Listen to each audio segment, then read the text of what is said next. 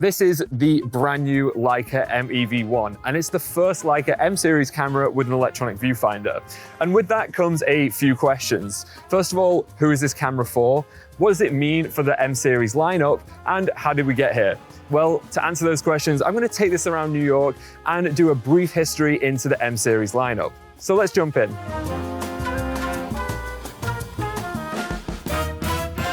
I feel like Phil Penman right now, like people watching, but minus the talent.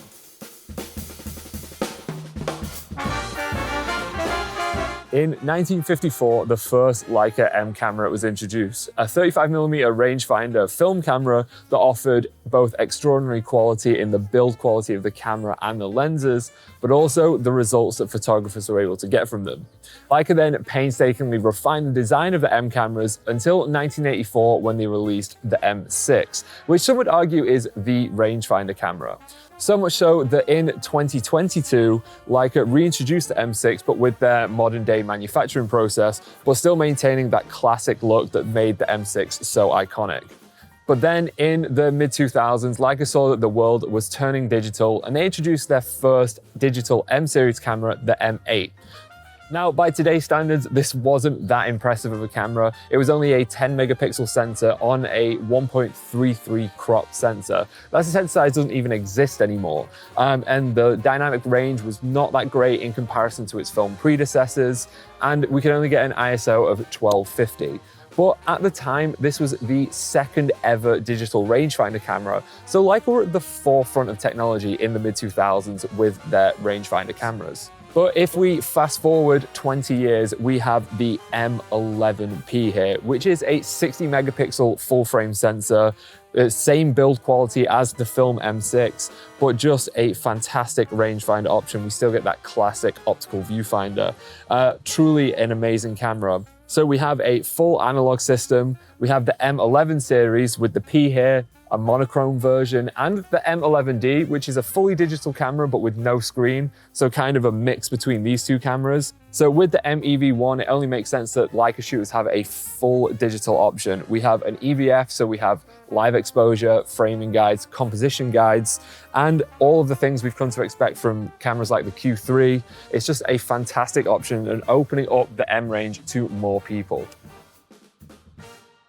So with the M EV1, we still have the same classic M design. But whereas on the M11P here, we have the optical viewfinder, we've got nothing here because we have that EVF. And it's a 5.76 million dot EVF, very similar to the one that's on the Q3. And it has everything that people who shoot with the Q3 have come to know and love. So we have focus assistance, framing guides, composition guides, all that stuff. But what's really my personal favorite thing is this little lever here. So if I'm in the EVF and I'm just trying to frame up my shot, I want to make sure I'm in focus. I switch it to the right and I can turn it off when I know I'm in focus. But if I want to make sure that everything is really in focus, punch it to the left and then that punches in on the EVF, zooms in, so then I can really dial in that focus.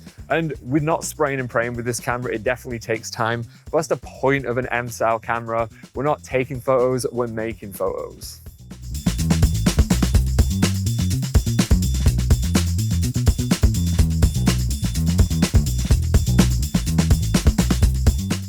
Go. Now, as much as I love the M11P and the rangefinder experience as a whole is a really fun way to do photography, having the EVF in the M EV1 just makes the process that little bit more seamless. And I do find myself moving to the M11P, missing that EVF and just having that focus peak and things, just to get that confidence that you know that everything is in focus. Yes, you do have a little square in here that you can do all that stuff, but if you're trying to get something in a pinch, the EV1, you're definitely going to get that quicker just because you have those digital safety nets. And it doesn't take away from the experience, it just enhances it and makes you that little bit more confident when you're out in the field.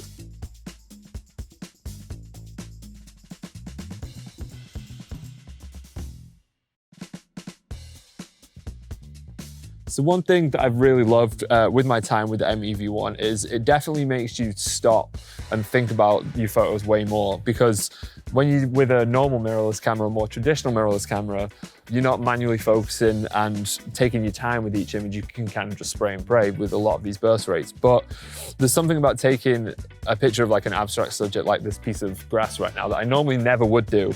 But like the color reproduction that Leica cameras have are just truly amazing. They can't really be replicated in post-production.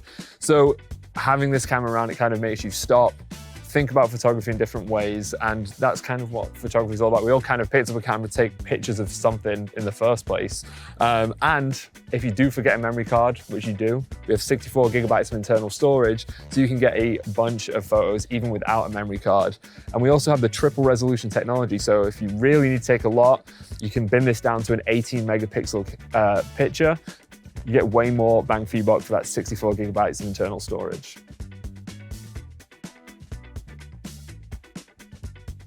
So I've been fortunate enough over the last few years to be able to shoot with a bunch of Leica cameras, and I have to say the M EV1 is definitely my favorite. It kind of blends everything that I love about Leica into one camera. So we have the design of the M cameras and the sharpness of the lenses that offers, but also all of the digital technology from the Q3 just into one amazing camera, and it's just been such a joy to shoot with. So at the start of this video, I had a few questions. Basically, first one was, what does this mean for the M series of cameras? Well, it's basically just enhancing the M series lineup and offering even more variety for Leica shooters who maybe are looking for something different, or someone that might have been intimidated by a rangefinder camera and maybe wants the comfort of the EVF with all of the things that it offers, like live exposure, framing guides, exposure assistance and things like that. Or it could be someone that's going for a Q3 and wants something a bit more elevated and more choice in terms of their focal length and wants the flexibility of having an interchangeable lens system, but they love the Leica UI and things like that. So it's definitely broadening the horizon of Leica shooters, and I know this is a little bit cheaper than the other one, so could we call it a budget M? Not really. It's still a lot of money, and if you're buying a Leica, that's not going to make that much of a difference to you. But what you can guarantee is that you're going to get amazing results out of this 60 megapixel sensor, and either way, it looks fantastic. And that is half the reason why someone also buys a Leica. I mean, look at it. It looks like a work of art on its own. I definitely see these more as expensive necklaces than actual cameras in Brooklyn these days. So if you've got one of these, well done to you, but please use it because you're going to get amazing photos out of it.